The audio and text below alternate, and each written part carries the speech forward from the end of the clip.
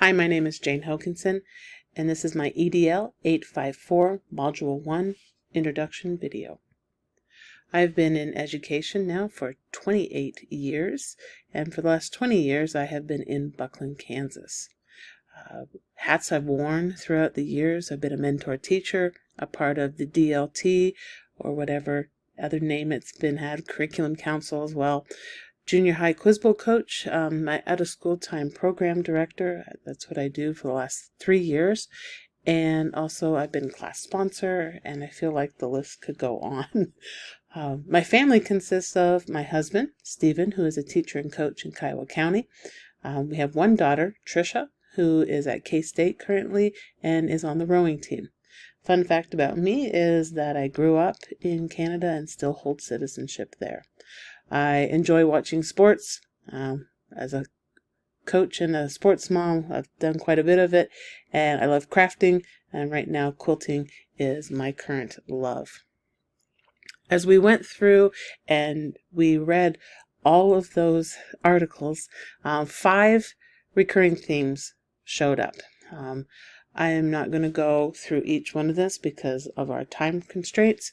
If you want to stop and pause and see what I wrote as indicators of each one of those themes, you are more than welcome to, but I'm just going to go through and just tell you my takeaways. And at school level governance, I think what we saw was a lot about talking about centralized and decentralized budgeting, and what the pros and cons are of them. Definitely when it comes to the body of the district wanting to be fiscally responsible, they tend to go towards a centralized budgeting way.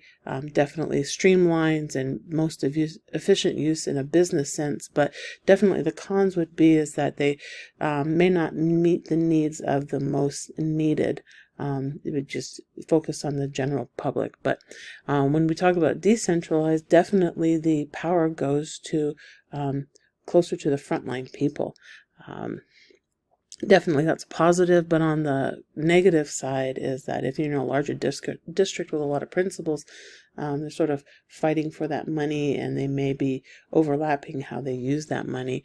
And also handing budget over to principals, they may not have much of a knowledge as they should about budgeting items. When it comes to student and adult success and the well-being, definitely principals would definitely have the power and the information that would be key to, because they know their clientele and what resources there would be. When we talk about data-informed decisions, that should be number one at any type of level that is concerned with budgeting information.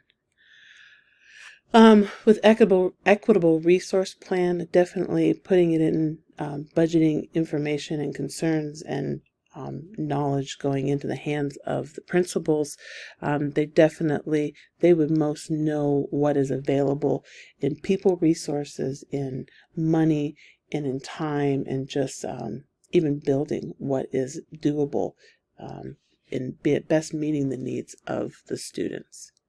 When it comes to finance laws, policies, and regulations, definitely people higher up in the chain would know more about what is going in and going out, but it definitely affects us as teachers wise. And what I found interesting is that I thought maybe the formula funding issues that we have maybe just be a Kansas issue, but it sounds like it's an issue across all the states. Next in my reflections is that what new learning was to me was definitely the different types of budgeting ideas and how they're determined, are actually called or labeled. That was very interesting, and definitely could see the pros and cons to it with just a little bit of information that we have in a small school district. It was kind of foreign to know what was going on in a bigger school district.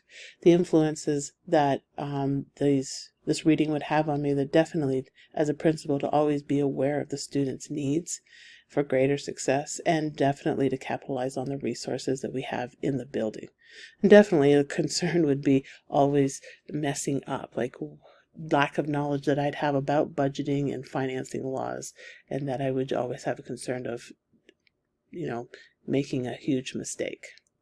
In Buckland, what I see is that we are a small 1A school, Division II. Even though we have our central office who is in control of the budget, the principals do have a lot of say in where those funds are allocated. Here are my references, and thank you very much.